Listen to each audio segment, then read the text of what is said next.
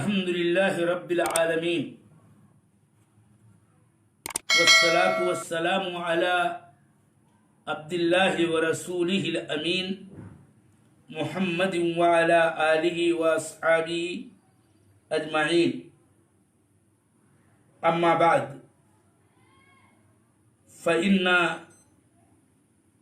شيخ الإسلام ابن تيمية رحمه الله يذكر أحاديث فيها إثبات صفات الله جل وعلا، فيقول: ومن ذلك قوله صلى الله عليه وسلم: لله أشد فرحا بتوبة عبده المؤمن من أحدكم براحلته. الحديث متفق عليه. وقوله صلى الله عليه وسلم: يضحك الله إلى رجلين يقتل أحدهما الآخر كلاهما يدخل الجنة. متفق عليه.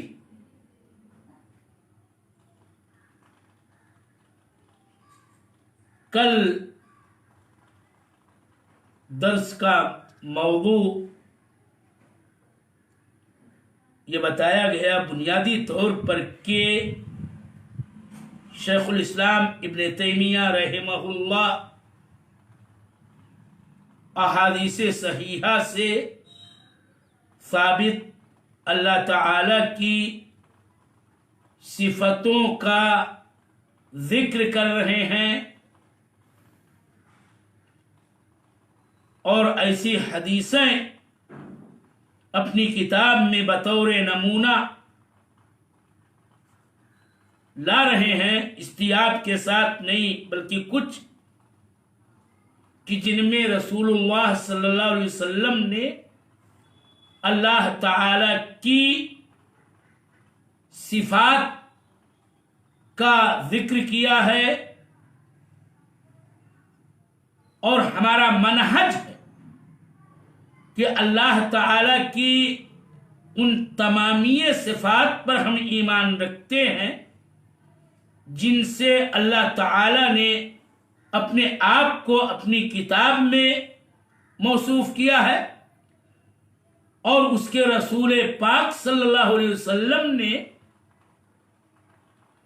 اسے موصوف کیا ہے. اور ذکر درس میں یہی جاری ہے اب کہ رسول اللہ صلی اللہ علیہ وسلم کی ذکر کردہ اللہ تعالی کی صفات کا ایک ایک کر کے تذکرہ کیا جا رہا ہے، اور اصل مقصود یہ ہے کہ ہم اہل سنت والجماعت احادیث صحیحہ سے ثابت صفات باری تعالی پر ایمان رکھتے ہیں، اور اس سلسلے میں ہمارا وہی منہج ہے جس کا ذکر مسلسل کیا جا رہا ہے کہ ہم بلا تحریف و تعطیل اور بلا تکییف و تمثیل ان پر ایمان رکھتے ہیں.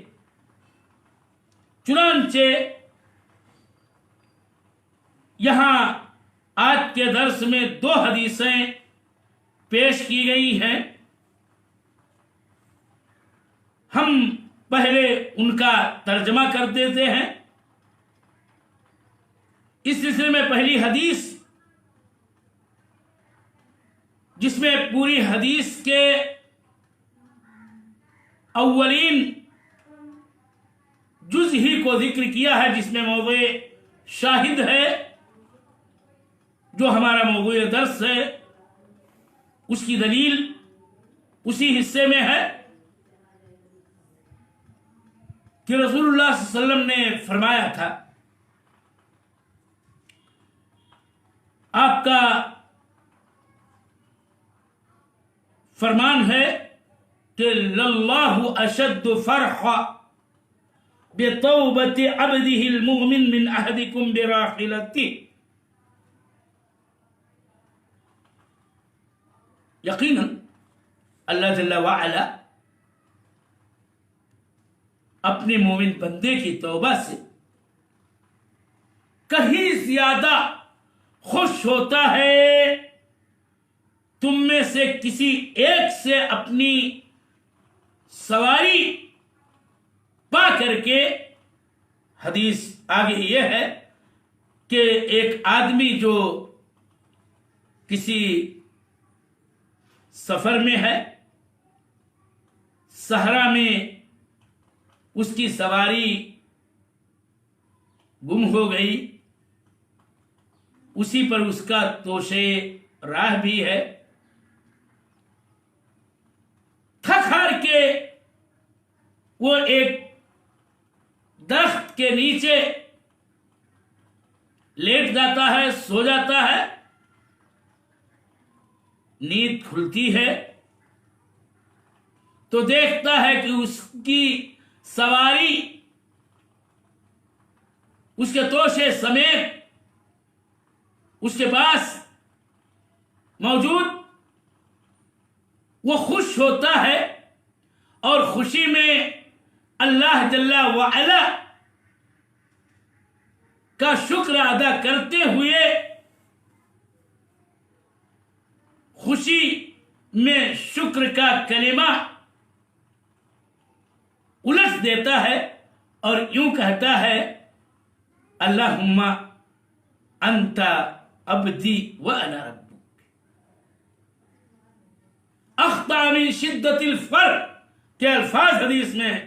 آتے ہیں کہ جملے کو الٹ دیتا ہے، غلطی کر بیٹھتا ہے، خوشی کی شدت کی بنیاد پر، کہ بجائے یہ کہنے کے کہ اے اللہ تو میرا پروردگار ہے اور میں تیرا بندہ ہوں، اس بات کو الٹ کے کہہ دیتا ہے کہ اللہ تو میرا بندہ، میں تیرا رب ہوں۔ اس بندے کی اپنی سواری کو پا کر کے انتہائی خوشی کا بیان اس حدیث میں ہے۔ اللہ کے رسول صلی اللہ علیہ وسلم نے فرمایا کہ جب کوئی مومن بندہ اللہ تعالی سے توبہ کرتا ہے تو اللہ تعالی اس سواری کو کھونے کے بعد اپنی سواری کو پانے پر جو خوشی اس کو میسر ہوتی ہے، اس سے کہیں زیادہ اللہ تعالی خوش ہوتا ہے۔ اس حدیث کا یہ ترجمہ ہے۔ میرے سامعین، آپ کو معلوم ہونا چاہیے کہ اس حدیث سے اللہ تعالی کی صفت فرح کا اس بات ہوتا ہے۔ یہ حدیث دلیل ہے کہ اللہ تعالی صفت فرح، جس کی ہم اردو ترجمانی خوشی کرتے ہیں، اللہ تعالی خوش ہوتا ہے۔ خوش ہونا یہ اس کی ایک صفت ہے اور یہ حدیث اس کی دلیل ہے، اور حدیث صحیح ہے، بخاری مسلم کی یہ روایت ہے، اور اس طرح سے اس صحیح حدیث سے اللہ تعالی کی صفت فرح کا اس بات ہوتا ہے، اور صفت فرح یہ اللہ جل وعلا کی عظمتوں کی بریائی کے شایان شان، اور اس پر ہم ایمان لیسا کمثلہ شیء کے اصل اور قاعدے کی روشنی میں رکھتے ہیں کہ اللہ تعالی کی خوشی اور اس کے فرح کی ہم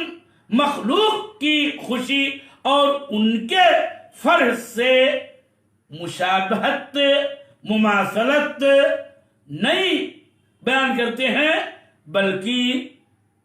یہ خوشی اور فرح اللہ کی اس کی عظمتوں کی بریائی کے شایع نشان۔ ہم فرح کا معنی یقیناً جانتے ہیں، اور فرح کی کیفیت کیا ہوتی ہے اللہ تعالی کی یہ ہمیں نہیں معلوم ہے، اور نہ ہم اس کیفیت کے پیچھے پڑتے ہیں کہ اس سلسلے میں کوئی سوال اٹھائیں، بلکہ اس پر ایمان رکھتے ہیں، اور اس طرح کا کوئی سوال قرید والا اس کو بدعت جانتے ہیں۔ دوسری حدیث جس سے الفاظ میں نے پڑھے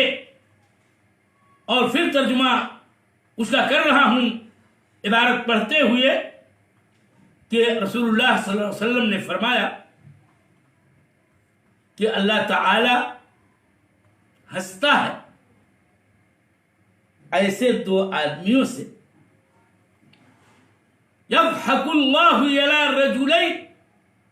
اللہ دو آدمیوں کی طرف ہنستا ہے کہ جن میں سے ایک نے دوسرے کو قتل کیا ہوتا ہے اور دونوں کے دونوں ہی جنت میں جاتے ہیں۔ حدیث کا معنی ایک دم واضح اس کے ترجمے سے ہوتا یہ ہے کہ دنیا میں دو ایسے انسان رہے ہوتے ہیں کہ جن میں سے ایک نے دوسرے کو قتل کیا ہوتا ہے۔ مثلا ایک شخص کافر تھا، ایک مومن تھا، کافر نے مومن کو قتل کر دیا، اور بعد میں اس کافر قاتل کو بھی اللہ تعالی نے ہدایت دے دی کہ وہ ایمان قبول کیا، اور اس طرح سے اس کی ایمان و توحید پر موت ہوئی، تو جنت میں دونوں کے دونوں قیامت کے دن داخل ہوں گے۔ اور ایسے ہی دونوں آدمیوں کے بارے میں اللہ جل وعلا کے بارے میں اللہ کے رسول صلی اللہ علیہ وسلم نے ہمیں خبر دی کہ اللہ تعالیٰ ان دونوں پہ ہنستا ہے کہ دیکھو دنیا میں ہوا یہ تھا کہ ایک نے دوسرے کو قتل کیا تھا، لیکن انجام اور عاقبت یہ ہے دونوں کا کہ دونوں کے دونوں جنتی ہیں۔ یہ تو ترجمہ اور حدیث کا عام معنی و مطلب ہوا۔ ہمارے لیے اہم بات درس کے تعلق سے یہ ہے کہ یہ وہ حدیث ہے، اور حدیث صحیح ہے، متفق علیہ ہے، بخاری و مسلم نے اپنی اپنی صحیح میں اس کی تخریج کی ہے، اور اس حدیث سے یہ ثابت ہوتا ہے کہ اللہ تعالی ہنستا ہے، اور صفت ضحک ہنسنے کی صفت کا اللہ تعالیٰ کے لیے اس بات ہوتا ہے۔ اور باتیں اس تعلق سے ہم بار بار وہی کہتے ہیں، دائما نحن نؤمن بصفات اللہ تعالی من غیر تحریف ولا تعطیل ومن غیر تکییف ولا تمثیل۔ اور امام مالک رحمہ اللہ کا وہ جملہ ہمارے لیے دستور ہے تمامی صفات کے بارے میں، اور یہ بھی ہم آپ کو بتاتے آئے ہیں ماضی کے دروس میں کہ صفات کا تمام یہ صفات کا باب ایک ہی باب ہے، ہر صفت کے بارے میں ہمارا طریق اور منہج ایک ہی ہے۔ جیسا کہ استوا کے بارے میں پوچھے جانے پر امام مالک رحمہ اللہ نے یہ کہا تھا کہ الاستواء معلوم والکیف غیر معقول والایمان به واجب والسؤال عنہ بدعہ۔ تو ایسے ہی قاعدے اور ایسے ہی اصول کی روشنی میں ہم اللہ تعالی کی صفت ضحک ہنسنے کی صفت پر ایمان رکھتے ہیں کہ ہنسنے کا معنی ہم کو معلوم ہے کہ ہنسی کس کو کہا جاتا ہے، اور ہنسی کا لغت میں کیا معنی و مطلب ہوتا ہے، اور لغت کے اعتبار سے ہنسی کا جو معنی ہے وہی معنی ہم کو معلوم ہے۔ البتہ اللہ تعالی کی ہنسی، اس کی کیفیت کیا ہوتی ہے، اس کے بارے میں ہم کوئی بھی قریب نہیں کرتے، نہ کوئی اپنی طرف سے کیفیت بیان کرتے ہیں، نہ تو کیفیت کے بارے میں کوئی سوال کرتے ہیں کیفا کے ذریعہ۔ البتہ ہم اس پر ایمان رکھتے ہیں کہ اللہ تعالی ہنسے گا، ایسے دو آدمیوں سے قیامت کے روز کہ جن میں کا ایک قاتل دوسرا مقتول ہوگا دنیا کے اندر، لیکن آخرت میں عاقبت کے اعتبار سے دو کے دونوں جنت میں جائیں گے، اور اس پر ہم ایمان رکھتے ہیں، اور اس سلسلے میں کوئی بھی یعنی سوال کرنا بدعت سمجھتے ہیں۔ تو خلاصہ یہ کہ دونوں ہی حدیثوں سے اللہ جل وعلا کی دو صفتوں کا اثبات ہوتا ہے، اور یہ اللہ تعالی کی صفات فعلیہ لازمہ ہم آپ کو پچھلے دروس میں باضابطہ یہ درس بیان کر چکے ہیں کہ اللہ تعالی کی صفات کی دو قسمیں ہیں، صفات ذاتیہ اور صفات فعلیہ۔ صفات ذاتیہ کا مطلب وہ صفات جو اللہ تعالی سے منفک نہیں ہوتی، الگ نہیں ہوتی ہیں، ہمیشہ اللہ تعالی کے ساتھ وہ قائم ہوتی ہیں، اور وہ اللہ کی مشیت سے متعلق نہیں ہوتی ہے۔ جبکہ صفات فعلیہ کا مطلب یہ ہے کہ اللہ تعالیٰ کی وہ صفات جو اس کی مشیت و قدرت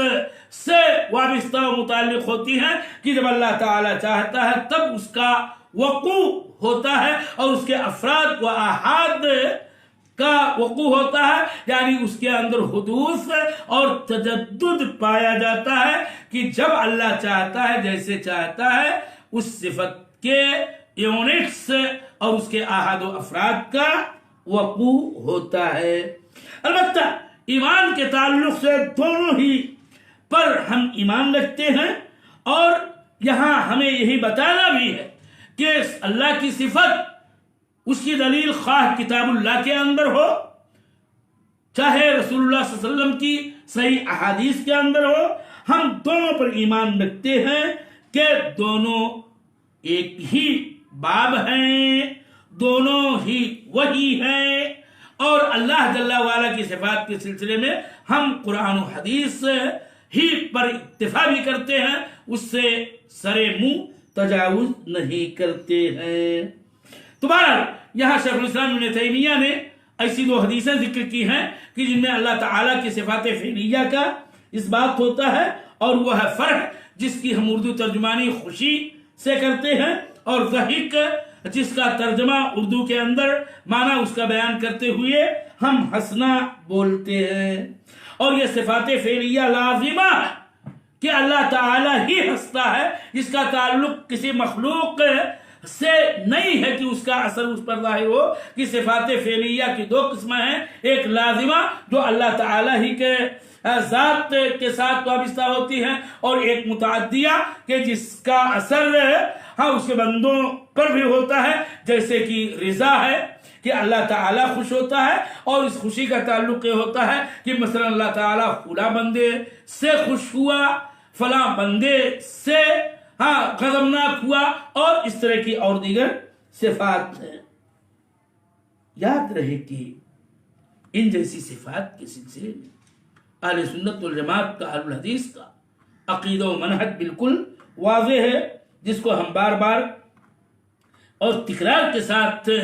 بیان کرتے رہتے ہیں۔ البتہ دیگر اہل بدعات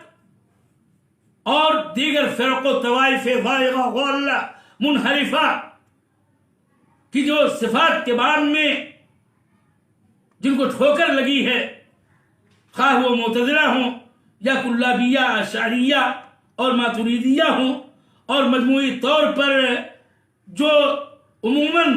یا تو نفی و انکار کی راہ لیتے ہیں یا تعویل کی راہ اختیار کرتے ہیں، تو ان چیزوں میں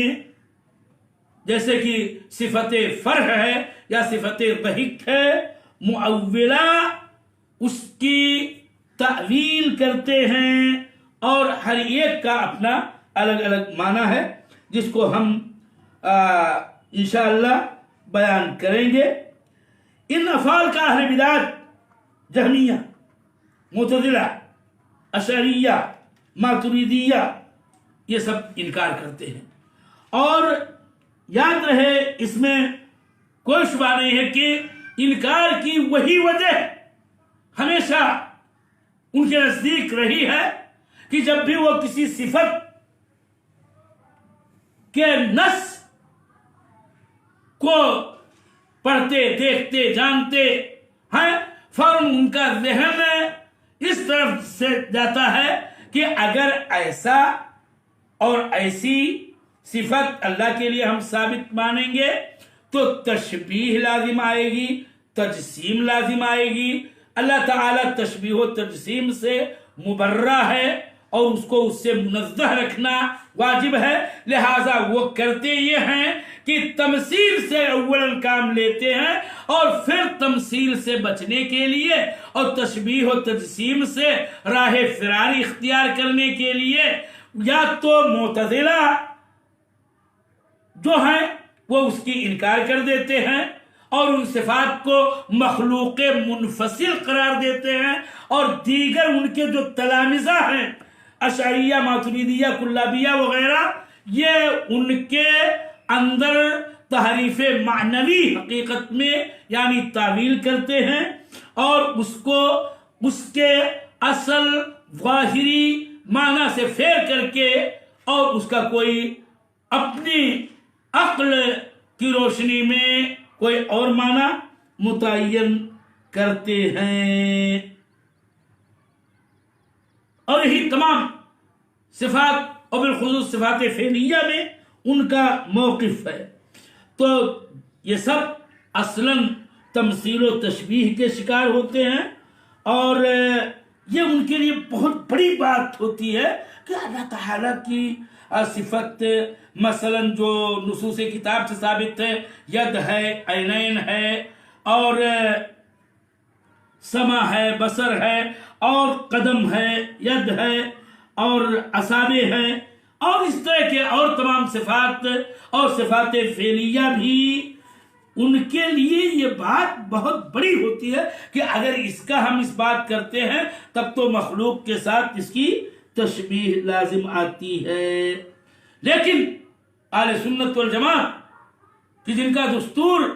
لیسا کمثلہ شیء وہو السمیع البصیر سے ماخوذ ہے، ان کے لیے یہ کوئی غرابت اور تعجب کی بات نہیں ہوتی ہے، نہ حیرت کی بات ہوتی ہے، نہ اس کے اندر ان کے لیے کوئی ندرت ہوتی ہے، اس لیے کہ اہل سنت والجماعت صفات کا اس بات معنی کے طور پر کرتے ہیں، نہ کہ اس بات کیفیت اور اس بات مثلیت کے طور پر کرتے ہیں۔ اور اسی لیے الحمدللہ اہل سنت کے لیے معاملہ ہین لین اور آسان ہوتا ہے، اور یوں لیسا کمثلہ شیء کی روشنی میں اللہ تعالی کے لیے کتاب و سنت سے ثابت تمام صفات کا اس بات کرتے ہیں کہ اللہ تعالیٰ کی صفت مثلا ضحک ہے، اور اللہ تعالیٰ کا ضحک اور اس کا ہنسنا، اللہ تعالیٰ کا فرح اور اس کی خوشی، یہ اس کی عظمت و کبریائی کے شایان شان ہے۔ یاد رہے کہ پہلی حدیث پر اگر ہم گفتگو کریں تو یہ ہے کہ اس سے صفت فرح کا اس بات ہوتا ہے، اور صفت فرح صفت فعلیہ لازمہ ہے، اور اس صفت میں مخالفین اہل سنت معتزلہ ہیں، اشاعرہ ہیں۔ معتزلہ فرح کو مخلوق منفصل قرار دیتے ہیں اور اس طرح سے یہ بندے کا توبہ اس کو مانتے ہیں کہ جس کو اللہ تعالیٰ نے پیدا کیا ہے۔ اشعریہ فرح کی تعویل کرتے ہیں، اور فرح کی تعویل کرتے ہوئے وہ یہ کہتے ہیں کہ اس سے رضا مراد ہے، اور چونکہ وہ رضا ہو یا اور دیگر صفات فعلیہ ہوں ان کو ارادے کی طرف لوٹاتے ہیں، اور اس طرح سے فرح کا معنی وہ یہ کہتے ہیں کہ اس سے ارادہ رضا مقصود ہے۔ اور ان کی جہاں تک معتزلہ کی بات ہے، معتزلہ جو خلق قرآن، خلق کلام اللہ اور خلق صفات باری تعالیٰ کے قائل ہیں، ان کا قول تو باطل ہے، اس کا ابطال ہم بار بار کر آئے ہیں۔ البتہ معولہ، اشاعرہ، ماتریدیہ اور کلابیہ وغیرہ کے قول کے بارے میں بھی آپ کو ہم یہ بتاتے آئے ہیں کہ ان کا قول باطل ہوتا ہے۔ یہاں پر بھی مثلا اس حدیث میں فرح کی تفسیر ارادہ رضا سے کرتے ہیں، یہ تفسیر بھی ان کی باطل ہے، جیسے کہ معتزلہ کی تحریف باطل ہے۔ اشاعرہ کی تفسیر باطل کیوں ہے؟ اس کی کئی وجہیں ہیں۔ نمبر یہ کہ فرح کا یہ معنی نہیں لغوی طور پر، گویا لغت کے اعتبار سے فرح کا اپنا معنی ہے، رضا کا اپنا معنی ہے، رضا کے ارادے کا اپنا معنی ہے، لہذا چونکہ لغات کے اندر ترادف بھی نہیں پایا جاتا ہے، ترادف کا جو قول ہے وہ لغت کے اندر باطل ہے، اس لیے کہ تمام کلمات عربیہ اور بالخصوص نصوص کتاب اللہ اور نصوص رسول اللہ کے اندر وارد جو الفاظ و کلمات ہیں ان میں سے ہر ایک کا اپنا معنی ہے اور اس کا کوئی مرادف اور مترادف کلمہ نہیں پایا جاتا ہے۔ یہ دوسری وجہ ہے۔ اور تیسری وجہ یہ ہے کہ فرح کو ارادہ رضا کے معنی میں لینا، اور بات وہی کہ چونکہ تشبیہ سے بچنے اور تجسیم سے راہ فراق اختیار کرنے کے لیے وہ یہ بات کہتے ہیں، تو بہر وہ رضا اور ارادہ رضا ثابت کرتے ہیں، اور ہم یہ کہتے ہیں ان سے کہ کوئی بھی تم صفت اگر ثابت مانو اللہ تعالی کے لیے اور وہی صفت مخلوق میں اشتراک لفظی معنوی کے ساتھ پائی جاتی ہے تو وہ صفت جس کو تم ثابت کرتے ہو، مثلا ساتوں صفات جو اشاعرہ مانتے ہیں یا 8 جو اس میں کلابیہ 1 کا اضافہ کرتے ہیں، وہ تمام کے اندر بھی تشبیہ و تمثیل والی بات آتی ہے، اور اس میں جو تم اپنا جواب رکھتے ہو وہی ہمارا جواب ہر صفت کے بارے میں ہوگا۔ اور اس طرح سے اشاعرہ کا یہ مذہب کہ صفات فعلیہ میں سے بہت تیرے صفات کے بارے میں ان کا عقیدہ یہ ہے، ان کا نظریہ یہ ہے کہ وہ ارادے کی طرف لوٹاتے ہیں، اور ارادے کی طرف لوٹانے سے وہی باتیں بھی لازم آتی ہیں کہ جن کے لزوم سے جو محاذیر ہوتے ہیں اور ان سے بچنے کے لیے وہ ایسا کرتے ہیں، اس میں بھی وہ محظور لازم آتا ہے۔ لہذا اشاعرہ کی توجیہ و تفسیر باطل ہے، اور حقیقت صرف اتنی ہے کہ کتاب سنت کے نصوص سے ثابت صفات اللہ کے لیے اس بات معنی کے طور پر ثابت ہیں، نہ کہ اس بات تمثیل و کیفیت کے طور پر۔ اور یہ بات ہمیشہ ایک طالب علم کو یاد رکھنی چاہیے کہ باب صفات یہ ایک ہی ہے، اور اسی لیے میں نے شروع ہی میں کہا کہ تمامی صفات کے سلسلے میں ہمارا منہج و دستور اور ہمارا اصل قاعدہ وہی ہے جو لیسا کمثلہ شیء سے ماخوذ ہے، اور جس کو تفصیل کے ساتھ حقیقت میں مدلل طور پر امام مالک رحمہ اللہ نے استوا کے بارے میں سوال کیے جانے پر کہا تھا، وہی بات ہم ہر صفت کے طور پر کہتے ہیں۔ مثلا میں یہاں پھر یہ بات دہرا دوں کہ اللہ تعالی کا فرح خوشی، اللہ تعالی کا ضحک ہنسنا، معنی کے اعتبار سے ہم اس کا معنی و مطلب یقیناً جانتے ہیں، اس کا علم رکھتے ہیں، البتہ کیفیت مجہول ہے، ایمان اس پر واجب ہے، سوال بدعت ہے۔ اور یہی تمام یہ صفات کے بارے میں ہم کہتے رہتے ہیں اہل سنت والجماعت، اور ہمارے نزدیک کوئی چیز محظور کے طور پر اللہ تعالی کے حق میں لازم نہیں آتی ہے کہ ہم اس کو اپنی عقل و دانش سے لازم کریں، اس لیے کہ اللہ تعالیٰ نے خود ہی کہا ہے اس کی طرح کوئی نہیں،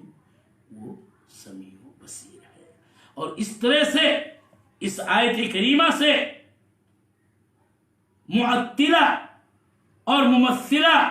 دونوں کی نفی ہوتی ہے، اور اہل سنت والجماعت تمام یہ ابواب میں، ابواب شرع میں، ابواب دین میں، ابواب عقیدہ میں، ابواب صفات میں وسطیت پر قائم ہیں. فموقفنا ومعتقدنا بین المعطلة نفاة الصفات وبین الممثلة مجسمة ومشبهة الصفات.